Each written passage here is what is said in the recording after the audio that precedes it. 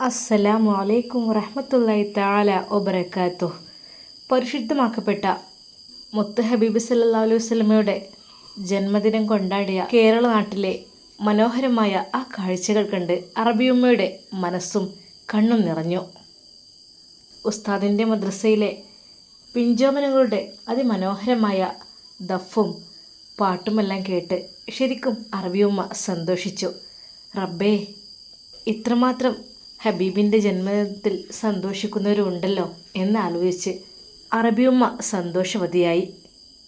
പിന്നീട് ഉസ്താദിൻ്റെ കൂടെ തലാലുമുണ്ടായിരുന്നു എല്ലാ പരിപാടിക്കും. നൂർ ഫാത്തിമയും അറബിയുമ്മയും അതെല്ലാം ശരിക്കും ആസ്വദിച്ചു കൊണ്ടിരുന്നു. അവർ ആ മനോഹരമായ മൗലിദ് പാരായണങ്ങൾ ശരിക്കും ശ്രദ്ധിച്ചു കേട്ടു. അറബിയുമ്മക്ക് എല്ലാ അർത്ഥവും അറിയുന്നത് കൊണ്ട് തന്നെ ശരിക്കും അത് ആസ്വദിക്കുകയായിരുന്നു. നൂർ ഫാത്തിമക്ക് അറിയാത്ത പലതും അറബിയുമ്മ തർജ്ജമ ചെയ്തു കൊടുത്തു. മനോഹരമായ ദഫിൻ്റെ ആ കാഴ്ചകൾ അറബിയുമ്മ ശരിക്കും നോക്കി നിന്നു. മാഷാ അല്ലാ. നൂർ ഫാത്തിമയുടെ വയറിലേക്ക് അറബിയുമ്മ നോക്കിക്കൊണ്ട് പറഞ്ഞു, പഠിച്ച റബ്ബേ, പുണ്യ റബീഉൽ മാസമാണ്. എൻ്റെ നൂർ ഫാത്തിമക്ക് സ്വാലിഹായ ഒരു ആൺകുഞ്ഞിനെ നീ നൽകുക റഹ്മാനെ. നൂർ ഫാത്തിമ, എൻ്റെ മോൾ, നിനക്കൊരു ആൺകുട്ടി ഉണ്ടാവുകയാണെങ്കിൽ ഇൻഷാ അല്ലാ മുഹമ്മദ് എന്ന പേര് വെക്കണം. അത് ഈ അറബിയമ്മയുടെ ആഗ്രഹമാണ്. എന്താണെന്നറിയില്ല. പുണ്യ റബീഉൽ അതെല്ലാം കണ്ട് ആസ്വദിച്ചപ്പോഴേ, അതെല്ലാം കേട്ടപ്പോഴേ മനസ്സിനുള്ളിൽ വല്ലാത്തൊരു സന്തോഷം. അതുകൊണ്ട് മുത്ത് ഹബീബ് പിറന്ന ദിനമായതുകൊണ്ട് തന്നെ ഇന്ന് ഞാൻ എൻ്റെ മോളോട് പറയാണ്, എൻ്റെ മോൾക്ക് ആൺകുഞ്ഞാണ് അല്ലാഹു നൽകുന്നതെങ്കിൽ തീർച്ചയായും ഇൻഷാ അല്ലാ മുഹമ്മദ് എന്ന് നാമകരണം ചെയ്യണം. അതല്ല പെൺകുട്ടിയാണെങ്കിൽ ഫാത്തിമ എന്നും പേര് വെക്കണം. ഒരു പക്ഷേ പറഞ്ഞു തരാൻ ഞാനന്ന് ഇല്ലെങ്കിലും അത് മറക്കരുത്. ആ രണ്ട് പേര് എപ്പോഴും മുന്നിലായിക്കൊണ്ട് നമ്മൾ കൊടുക്കണം. ഫാത്തിമ എന്ന് പറഞ്ഞാൽ തന്നെ എന്താണ് അതിൻ്റെ അർത്ഥം? നരകം ഹറാമാക്കപ്പെട്ടവൾ എന്നാണ്. അപ്പോൾ നമ്മൾ പേരൊക്കെ ഇട്ടിട്ട് അതുതന്നെ വിളിക്കാൻ വേണ്ടി മാക്സിമം ശ്രദ്ധിക്കണം. ഫാത്തിമ എന്ന് വിളിക്കണം. ഇനിയിപ്പോൾ അതിൻ്റെ കൂടെ നിനക്കും നാഫിയ ഉസ്താദിനും എന്തെങ്കിലും പേര് വെക്കാൻ താല്പര്യമുണ്ടെങ്കിൽ അതിൻ്റെ കൂടെ ആവാൻ കുഴപ്പമില്ല. പക്ഷേ വിളിക്കുന്നത് എപ്പോഴും ഫാത്തിമ എന്ന് വിളിക്കുന്നതായിരിക്കും ഏറ്റവും നല്ലത്. അല്ലെങ്കിൽ നല്ല അർത്ഥമുള്ളൊരു പേര് വിളിക്കുവാൻ വേണ്ടി മാറ്റി വെക്കണം. പലരും ശ്രദ്ധിക്കുന്നുണ്ട്. അതായത് നല്ല പേരിടും, പിന്നെ അതിൻ്റെ ഹാഫ് പോർഷനാക്കി കുറച്ചിട്ട് നല്ല പേരിനെ പകുതിയാക്കി ചുരുക്കി അതിൻ്റെ അർത്ഥം വേറെ രീതിയിൽ മാറുന്ന രീതിയിൽ അങ്ങനെ പലരും ചെയ്യുന്നുണ്ട്. അങ്ങനെ ആകുമ്പോൾ നമ്മുടെ കുട്ടികളെ വേറെ രീതിയിലാണ് വിളിക്കുന്നത്. അപ്പോൾ നമ്മൾ ഇട്ട പേരെന്താണ് അതിൻ്റെ അർത്ഥം നോക്കി തന്നെ വിളിക്കണം. നൂർമോളെ, ഞാൻ ഇന്ന് അത് പറഞ്ഞുകൊണ്ടൊന്നും വിചാരിക്കണ്ട കേട്ടോ. പക്ഷേ ഇന്നത്തെ ദിവസത്തിൻ്റെ ഒരു ഫളെന്ന് പറഞ്ഞാൽ അത്രക്കും പവിത്രമായതാണ്. പള്ളിയിൽ നിന്നൊക്കെ മനോഹരമായ മൗലിദ് പാരായണങ്ങളൊക്കെ കേൾക്കുമ്പോഴേ മനസ്സിനുള്ളിൽ വല്ലാത്തൊരു സന്തോഷം തന്നെയാണ്. എൻ്റെ നൂർ ഫാത്തിമ. അറബിയുമ്മ എനിക്കതിനെക്കുറിച്ചൊന്നും വലിയ ഐഡിയ ഇല്ലായിരുന്നു. പക്ഷേ ഉസ്താദ് ഓരോ കാര്യങ്ങൾ പറഞ്ഞത് കൊണ്ട് തന്നെ ഇപ്പോഴെനിക്ക് മുത്ത് ഹബീബിനോടുള്ള പ്രണയം കൂടിക്കൂടി വന്നിരിക്കുന്നു. പള്ളിയിൽ നിന്ന് ആ മനോഹരമായ മൗലിദ് പാരായണം കേട്ടപ്പോൾ അറബിയുമ്മ ശരിക്കും അതിൽ ലയിച്ചു പോയി. കൂടെ നൂർ ഫാത്തിമയും.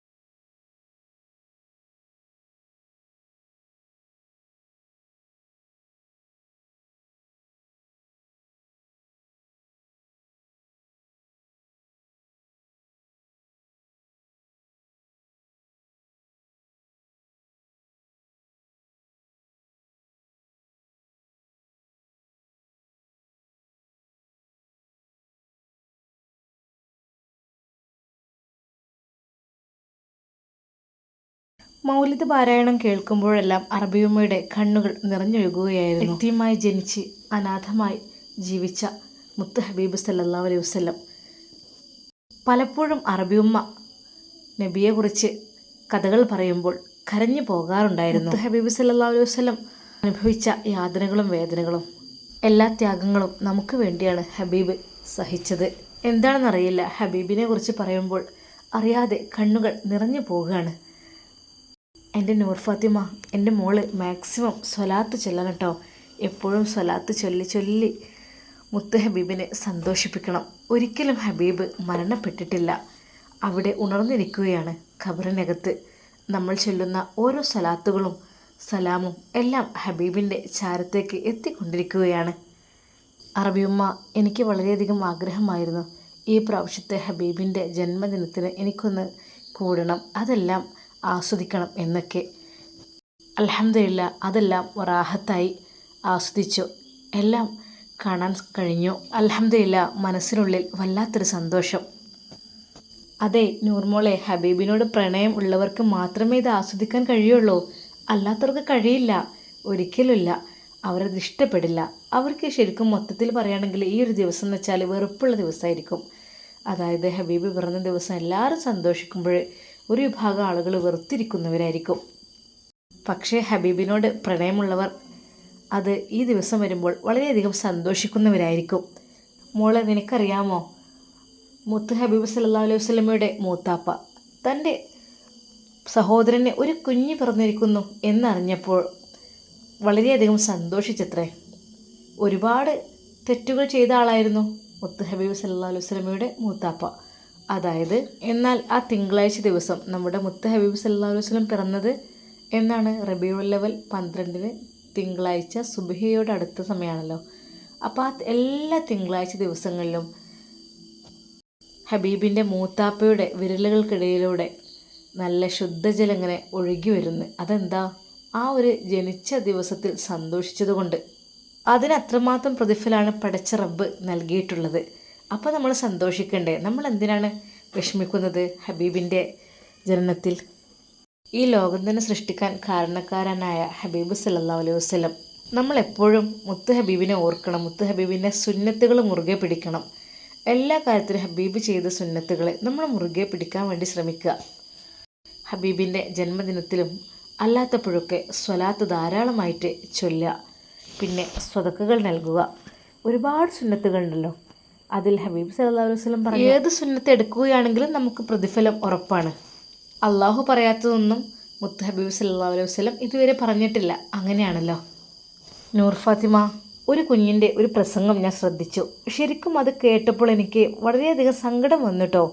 അതായത് ആ ഒരു കുട്ടി പറഞ്ഞ ഒരു പ്രസംഗം വളരെയധികം ഹൃദ്യമായിരുന്നു. അതായത് മാഷിത്ത ബീവിയെ കുറിച്ച് നൂർ ഫാത്തിമ കേട്ടിട്ടുണ്ടോ? ആ അറബിയമ്മ ചെറുതായിട്ട് അതെ, ഫിർഔൻ്റെ അവിടെയുള്ള വീട്ടിലെ വേലക്കാരിയായിരുന്നു മാഷിത്ത. അവർക്ക് 3 കുട്ടികളാണ് ഉണ്ടായിരുന്നത്. മൂസാ നബിയുടെ പ്രവാചകത്വത്തിലേക്ക്, അതായത് മൂസാ നബിയുടെ മതം വിശ്വസിക്കുവാൻ വേണ്ടിയിട്ട് മാഷിത്ത ബീവിക്കും വല്ലാത്ത ആഗ്രഹമുണ്ടായിരുന്നു. അങ്ങനെ പതുക്കെ പതുക്കെ ഇസ്ലാം മതം സ്വീകരിക്കുകയായിരുന്നു. പക്ഷേ ഫിർഔൻ അറിഞ്ഞു കഴിഞ്ഞാൽ അവരെ വെറുതെ വിട്ടേക്കില്ല എന്ന് കരുതിയിട്ട് വളരെയധികം മറച്ചു വെച്ചുകൊണ്ടായിരുന്നു അവർ ഇസ്ലാമിലേക്ക് ചേർന്നതൊക്കെ. എന്നാൽ ഒരിക്കൽ ബീവി അവരുടെ കയ്യിൽ നിന്ന് ഒരു ചീർപ്പ് മുടി വാർന്നു കൊടുക്കുന്നതിനിടയിൽ ചീർപ്പ് താഴെ വീണു. ആ ഒരു താഴെ വീണ് ചീർപ്പ് എടുക്കുവാൻ വേണ്ടി നിൽക്കുമ്പോൾ ബിസ്മില്ലാഹിർ റഹ്മാൻ റഹീം എന്ന് പറഞ്ഞ് ആ ഒരു ചീർപ്പെടുത്തു. അതവർ അങ്ങനെ പറഞ്ഞത്, അതായത് റഹ്മാൻ റഹീമുമായ അള്ളാഹുവിൻ്റെ നാമത്തിൽ എന്ന് പറഞ്ഞുകൊണ്ട് ചീർപ്പെടുത്തത് മറ്റു വേലക്കാരി ആരോ കണ്ടു. സംഭവം ഫിർഔൻ്റെ ചെവിയിലുമെത്തി. നിങ്ങളുടെ വേലക്കാരി ഉണ്ടല്ലോ, അവൾ മൂസയിൽ വിശ്വസിച്ചിട്ടുണ്ട് എന്നാണ് തോന്നുന്നത്. കാരണം അവർ അള്ളാഹുവിൻ്റെ നാമത്തിൽ എന്ന് പറഞ്ഞുകൊണ്ടാണ് താഴെ വീണ് ചീർപ്പെടുത്തത്. ആഹാ, അവൾക്ക് അത്ര അഹങ്കാരമോ എന്ന് കരുതിയിട്ട് ഫിർഔന് ശരിക്കും രോഷാകുലനായി. മൂസയിൽ വിശ്വസിക്കുന്നവൾ നമ്മുടെ കൊട്ടാരത്തിലോ എന്ന് പറഞ്ഞ് അയാൾ ആക്രോശിച്ചു. അപ്പോഴേക്കും ഫിർഔന് പരിചാരകരെ കൊണ്ട് അതാ അടുപ്പുകല്ല് ഉണ്ടാക്കി വലിയൊരു ചട്ടി അതിൽ അടുപ്പത്ത് വെച്ചിരുന്നു. അതിൽ നിറയെ എണ്ണ ഒഴിച്ച് തിളപ്പിക്കുവാൻ വേണ്ടി ആവശ്യപ്പെടുകയാണ്. അത്യാവശ്യം വലിയ രീതിയിലുള്ളൊരു ചട്ടിയായിരുന്നു അത്. എണ്ണ തിളച്ചുകൊണ്ടിരിക്കുകയാണ്. മാഷിത്ത ബീവിയെ അതാ വിളിക്കുന്നു ഫിർഔൻ. മാഷിത്ത, ഇവിടെ വരൂ. എന്താണ് എന്ന് ചോദിച്ചപ്പോൾ, നീ മൂസയിൽ വിശ്വസിച്ചിട്ടുണ്ടോ? അതെ, ഞാൻ വിശ്വസിച്ചിട്ടുണ്ട്. അങ്ങനെയാണെങ്കിൽ നീ അതിൽ നിന്ന് പിന്മാറണം. അഥവാ പിന്മാറിയില്ലെങ്കിൽ ദാ ആ തിളക്കുന്ന എണ്ണ കണ്ടോ, അതിലേക്ക് നിൻ്റെ 3 മക്കളെയും പിടിച്ച് ഞാൻ കരിയിച്ച് കളയും അതിലിട്ടിട്ട്. മാഷിത ബീവിക്ക് സത്യം പറഞ്ഞ സങ്കടം വന്നു. പടച്ച റബ്ബേ, അള്ളാഹുവേ, എന്ത് ചെയ്യും ഞാൻ? പക്ഷേ മനസ്സിൽ ഈമാനിൻ്റെ ധൈര്യമുള്ളത് കൊണ്ട് തന്നെ മാഷിത്ത ഒന്നും പറഞ്ഞില്ല. എൻ്റെ മക്കൾ സങ്കടം മനസ്സിലുണ്ടെങ്കിലും അതവർ പ്രകടിപ്പിച്ചില്ല. അല്ലയോ ഫിറോനെ, നിങ്ങളെൻ്റെ മക്കളെ എന്തു തന്നെ ചെയ്താലും ഒരിക്കലും ഞാനതിൽ നിന്ന് പിന്മാറില്ല. അള്ളാഹു അഹദാണ്, അള്ളാഹു അഹദ്. ഒരിക്കലും ഞാനതിൽ നിന്ന് പിന്മാറില്ല.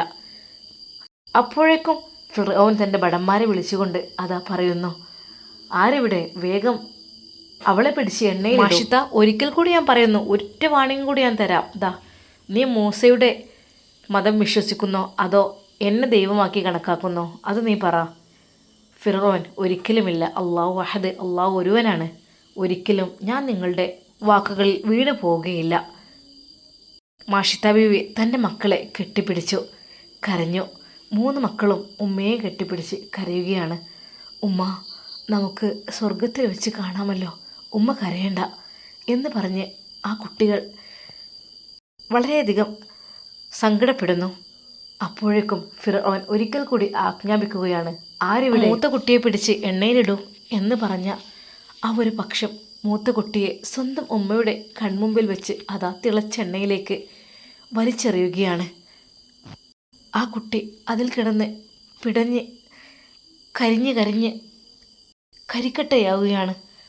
രണ്ടാമത് കുഞ്ഞിനെ അതാ വീണ്ടും എടുത്ത് അയാൾ ഒരിക്കൽ കൂടി ചോദിക്കുന്നു, മാഷിത്ത, ഒരു ചാൻസ് കൂടി തരാം. നിനക്ക് എൻ്റെ മതം വേണോ അതോ മൂസയുടെ മതം വേണോ? ഒരിക്കലും ഞാൻ നിങ്ങളെ വിശ്വസിക്കില്ല. അള്ളാഹു അഹദാണ്, മൂസാ നബിയിലാണ് ഞാൻ വിശ്വസിക്കുന്നത്. അത് പറഞ്ഞു കേട്ടപ്പോൾ ഫിർഔൻ ദേഷ്യം കൊണ്ട് അലറി 2ാമത്തെ കുഞ്ഞിനെയും എടുത്ത് അത് ആ തിളച്ച എണ്ണയിലേക്കിടുന്നു. ആ കുഞ്ഞും അതിൽ കിടന്ന് പിടഞ്ഞ് കരിഞ്ഞില്ലാതാവുന്നു.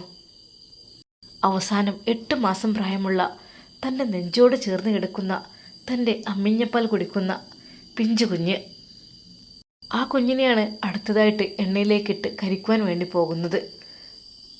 പക്ഷേ മാഷിത്ത ബീവിക്ക് അത് സഹിക്കാൻ കഴിയുന്നതിലും അപ്പുറമായിരുന്നു. അവർ അള്ളാഹുവിനെ വിളിച്ച് കരഞ്ഞു. റബ്ബേ, അള്ളാഹ് എന്ന് പറഞ്ഞപ്പോൾ അതാ ഒരു അത്ഭുതം സംഭവിക്കുന്നു. ആ കുഞ്ഞ് 8 മാസം പ്രായമുള്ള കുഞ്ഞത ശരിക്ക് സംസാരിക്കുന്നു. ഉമ്മച്ചി, നിങ്ങൾ കരയേണ്ട, നമ്മൾ അള്ളാഹുവിൻ്റെ അടുക്കൽ സ്വർഗത്തിൽ നമുക്ക് എല്ലാവർക്കും ഒരുമിച്ച് കൂടാലോ, അതുകൊണ്ട് ഉമ്മ വിഷമിക്കല്ലേ എന്ന് പറഞ്ഞ് അപ്പോഴേക്കും അതാ ആ കുഞ്ഞിനെ എടുത്ത് അവർ വീണ്ടും എണ്ണയിലേക്കിട്ട് തിളപ്പിക്കുന്നു. മാഷിത്ത ബീവി അതാ പൊട്ടി കരയുന്നു.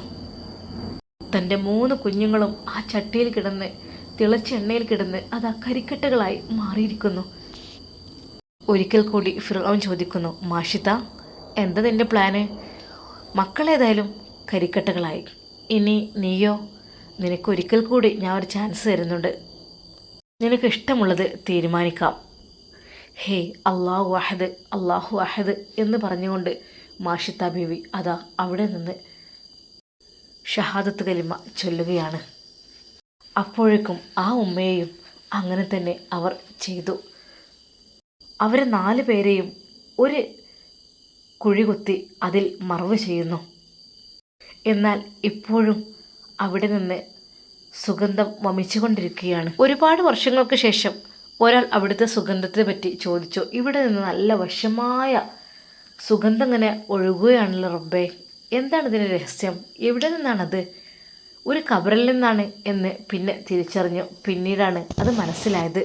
ഫിർഔൻ്റെ കാലത്ത് മാഷിത്ത ബീവിയെയും കുഞ്ഞുങ്ങളെയും എണ്ണയിലിട്ട് കരിക്കട്ടകളാക്കി മറവ് ചെയ്ത സ്ഥലമാണ് അത്. ഫിർഔന് അങ്ങനെയാണ് ചെയ്തത്. അതാണ് ആ സ്ഥലം. അത് കേട്ടപ്പോൾ നൂർ ഫാത്തിമ പൊട്ടിക്കരഞ്ഞു പോയി. റബ്ബേ, എത്രമാത്രം ത്യാഗം സഹിച്ചായിരുന്നു അന്നൊക്കെ ഇസ്ലാം മതം വിശ്വസിച്ചിരുന്നത്. പക്ഷേ ഇപ്പോൾ അൽഹംദുലില്ലാഹ് റബ്ബേ, ആരും എതിർക്കാനില്ലല്ലോ, നമുക്ക് ഇഷ്ടപ്പെട്ട മതം സ്വീകരിക്കാലോ. പാവം അവർക്ക് ഒരുപാട് യാതനകൾ വേദനകൾ അനുഭവിച്ചവരാണ് നമ്മുടെ നബിമാരും പൂർവികരും സ്വഹാബാക്കളുമെല്ലാം. നമ്മൾക്കൊക്കെ ഇവിടെ എന്ത് സുഖമാണ് അല്ലാ. നൂർ ഫാത്തിമയുടെ കണ്ണുനീർ അറബിയുമ്മ തുടച്ചുകൊണ്ട് പറഞ്ഞു, മോളെ നൂർ ഫാത്തിമ, ദുനിയാവെന്ന് പറഞ്ഞാൽ ത്യാഗം സഹിക്കൽ തന്നെയാണ്. അത് അള്ളാഹുവിന് വേണ്ടിയാണ്, അള്ളാഹുവിന് വേണ്ടിയായിരിക്കണം. അങ്ങനെയാണെങ്കിൽ നമുക്ക് സ്വർഗമാണ് പ്രതിഫലം. അറബിയുമ്മ ആ കഥകൾ പറഞ്ഞപ്പോൾ നൂർ ഫാത്തിമയ്ക്ക് ദുനിയാവിൽ ഒന്നും വേണ്ട എന്നുള്ളതായി. പഠിച്ച റബ്ബേ, അത്രക്കും വേദന സഹിച്ച ആ കുഞ്ഞുങ്ങൾ എങ്ങനെ പെറ്റുമ്മയുടെ മുമ്പിൽ വെച്ച് കുഞ്ഞുങ്ങളെ തിളച്ച എണ്ണയിലേക്ക് ഇടുക എന്നൊക്കെ പറഞ്ഞാൽ റബ്ബേ, എത്രമാത്രം ഉമ്മ വേദന സഹിച്ചിട്ടുണ്ടാവും. അള്ളാഹുവേ, സ്വർഗത്തിൽ ഉയർന്നമായൊരു സ്ഥലം മാഷിത്ത ബേബിക്ക് നീ നൽകി റബ്ബേ എന്ന് പറഞ്ഞുകൊണ്ട് നൂർ ഫാത്തിമ കരയുന്നു. നൂർമോളെ, കരയണ്ട. അത് അവരൊക്കെ അള്ളാഹുവിൻ്റെ അടുക്കൽ സുരക്ഷിതരാണ്. ദുനിയാവെന്ന് വെച്ചാൽ കുറച്ച് കാലത്തെ ജീവിതമല്ലേ. ആഖിറെന്ന് പറഞ്ഞാൽ ഒരുപാട് ഒരിക്കലും നശിക്കാത്തതാണ്. അപ്പോൾ ദുനിയാവിലെ സുഖം പലരും വേണ്ടെന്ന് വെക്കും. അങ്ങനെയാണ് നല്ല മഹാന്മാരും പണ്ഡിതന്മാരും ഒക്കെ ചെയ്യാറുള്ളത്. ശരിയാണ് അറബിയുമ്മ, ദുനിയാവ് കുറച്ച് സമയത്തെ കുറച്ച് കാലത്തെ ജീവിതമല്ലേ. അതിൽ നമ്മൾ അതേ മോളെ കഴിയുന്നത്ര ഇബാദത്തുകൾ ചെയ്യുക, തെറ്റുകളിൽ നിന്ന് മാറി നിൽക്കുക, മുത്ത് ഹബീബിൻ്റെ സുന്നത്തുകൾ മുറുകെ പിടിക്കുക. അങ്ങനെയാണെങ്കിൽ തന്നെ അള്ളാഹു നമുക്ക് സ്വർഗം നൽകി അനുഗ്രഹിക്കും ഇൻഷാ അല്ലാഹ്. അറബിയുമ്മയുടെ കരളലിയിപ്പിക്കുന്ന ആ ഒരു ക്ലാസ് കേട്ട് ശരിക്കും നൂർ ഫാത്തിമ നല്ല സങ്കടപ്പെട്ടിരുന്നു. ഇൻഷാ അല്ലാഹ് ബാക്കി ഭാഗം നാളെ കാണാം. എല്ലാവർക്കും അസ്സലാമു അലൈക്കും വറഹ്മത്തുള്ളാഹി.